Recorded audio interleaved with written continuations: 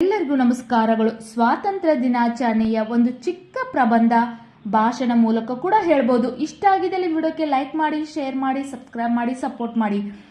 ಭಾರತದ ಸ್ವಾತಂತ್ರ್ಯಕ್ಕಾಗಿ ತಮ್ಮ ಪ್ರಾಣವನ್ನು ತ್ಯಾಗ ಮಾಡಿದ ಎಲ್ಲ ಮಹಾನ್ ನಾಯಕರಿಗೆ ಗೌರವ ಸಲ್ಲಿಸುವ ಮೂಲಕ ನಾನು ನನ್ನ ಈ ಪ್ರಬಂಧವನ್ನು ಪ್ರಾರಂಭಿಸುತ್ತೇನೆ. ಭಾರತದ ಸ್ವಾತಂತ್ರ್ಯಕ್ಕಾಗಿ ತಮ್ಮ ಪ್ರಾಣವನ್ನು ತ್ಯಾಗ ಮಾಡಿದ ಎಲ್ಲ ಮಹಾನ್ ನಾಯಕರಿಗೆ ಗೌರವ ಸಲ್ಲಿಸುವ ಮೂಲಕ ನಾನು ನನ್ನ ಈ ಪ್ರಬಂಧವನ್ನು ಪ್ರಾರಂಭಿಸುತ್ತೇನೆ. ನಾವು ಪ್ರತಿ ವರ್ಷ ಆಗಸ್ಟ್ 15ರಂದು ಸ್ವಾತಂತ್ರ್ಯ ದಿನವನ್ನು ಆಚರಿಸುತ್ತೇವೆ. ಬ್ರಿಟಿಷರ ಆಡಳಿತದಿಂದ ಭಾರತ ದೇಶ 1947 ಆಗಸ್ಟ್ 15ರಂದು ಸ್ವತಂತ್ರವಾಯಿತು.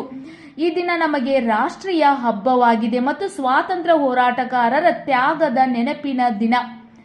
ನಾವು ಪ್ರತಿ ವರ್ಷ ಆಗಸ್ಟ್ 15ರಂದು ಸ್ವಾತಂತ್ರ್ಯ ದಿನವನ್ನು ಆಚರಿಸುತ್ತೇವೆ. ಬ್ರಿಟಿಷರ ಆಡಳಿತದಿಂದ ಭಾರತ ದೇಶ 1947 ಆಗಸ್ಟ್ 15ರಂದು ಸ್ವತಂತ್ರವಾಯಿತು. ಈ ದಿನ ನಮಗೆ ರಾಷ್ಟ್ರೀಯ ಹಬ್ಬವಾಗಿದೆ ಮತ್ತು ಸ್ವಾತಂತ್ರ್ಯ ಹೋರಾಟಗಾರರ ತ್ಯಾಗದ ನೆನಪಿನ ದಿನ. ಮೊದಲು ಬ್ರಿಟಿಷರ ಸರ್ಕಾರ ಸುಮಾರು 200 ವರ್ಷಗಳ ಕಾಲ ಭಾರತವನ್ನು ಆಳಿತ್ತು. ಸ್ವಾತಂತ್ರ್ಯ ನಂತರ ಭಾರತದ ಮೊದಲ ಪ್ರಧಾನಮಂತ್ರಿ ಪಂಡಿತ್ ಜವಾಹರ್ಲಾಲ್ ನೆಹರು ಅವರು ಭಾರತದ ಧ್ವಜವನ್ನು ಹಾರಿಸಿದರು. ಮೊದಲು ಬ್ರಿಟಿಷ್ ಸರ್ಕಾರ ಸುಮಾರು 200 ವರ್ಷಗಳ ಕಾಲ ಭಾರತವನ್ನು ಆಳಿತ್ತು. ಸ್ವಾತಂತ್ರ್ಯ ನಂತರ ಭಾರತ ಮೊದಲ ಪ್ರಧಾನಮಂತ್ರಿ ಪಂಡಿತ್ ಜವಾಹರ್ಲಾಲ್ ನೆಹರು ಅವರು ಭಾರತದ ಧ್ವಜವನ್ನು ಹಾರಿಸಿದರು.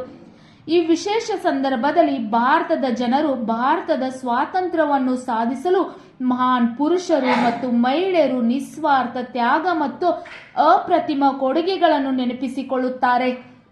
ಈ ವಿಶೇಷ ಸಂದರ್ಭದಲ್ಲಿ ಭಾರತದ ಜನರು ಭಾರತದ ಸ್ವಾತಂತ್ರ್ಯವನ್ನು ಸಾಧಿಸಲು ಮಹಾನ್ ಪುರುಷರು ಮತ್ತು ಮಹಿಳೆಯರ ನಿಸ್ವಾರ್ಥ ತ್ಯಾಗ ಮತ್ತು ಅಪ್ರತಿಮ ಕೊಡುಗೆಗಳನ್ನು ನೆನಪಿಸಿಕೊಳ್ಳುತ್ತಾರೆ.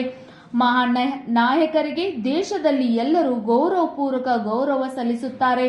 ಮಹಾನ್ ನಾಯಕರು ಅಂದ್ರೆ ದೇಶಕ್ಕೆ ಸ್ವಾತಂತ್ರ್ಯ ತಂದುಕೊಟ್ಟಂತಹ ಮಹಾತ್ಮ ಗಾಂಧೀಜಿ ಆಗಿರ್ಬೋದು, ಲಾಲ್ ಲಜಪತ್ ರಾಯ್ ಆಗಿರ್ಬೋದು, ಜವಾಹರ್ಲಾಲ್ ನೆಹರು ಆಗಿರ್ಬೋದು, ಇನ್ನು ಅನೇಕ ಮಹಾನ್ ಹೋರಾಟಗಾರರನ್ನು ಗೌರವಪೂರ್ವಕವಾಗಿ ಅವರು ನೆನಪಿಸಿಕೊಳ್ಳುತ್ತಾರೆ ಮತ್ತು ಅವರಿಗೆ ಗೌರವ ಕೂಡ ಸಲ್ಲಿಸುತ್ತಾರೆ ಅಂತ ಹೇಳುತ್ತಾ ಒಂದು ಚಿಕ್ಕ ಪ್ರಬಂಧವನ್ನು ಇಲ್ಲಿಗೆ ಮುಗಿಸುತ್ತೇನೆ. ಈ ಪ್ರಬಂಧವನ್ನು ಭಾಷಣ ಮೂಲಕ ಕೂಡ ತುಂಬಾ ಚೆನ್ನಾಗಿ ಹೇಳ್ಬೋದು ಮತ್ತು ಪ್ರಬಂಧದ ಮೂಲಕ ಕೂಡ ನೀವು ಬರೆದುಕೊಳ್ಬಹುದು. ವಿಡಿಯೋ ಇಷ್ಟ ಆಗಿದ್ದಲ್ಲಿ ವಿಡಿಯೋಕ್ಕೆ ಒಂದು ಲೈಕ್ ಮಾಡಿ, ಶೇರ್ ಮಾಡಿ, ಸಬ್ಸ್ಕ್ರೈಬ್ ಮಾಡಿ, ಸಪೋರ್ಟ್ ಮಾಡಿ. ಯಾವುದೇ ವಿಡಿಯೋ ಬೇಕಂದ್ರೂ ಕಮೆಂಟ್ ಮೂಲಕ ತಿಳಿಸಿ. Thank you.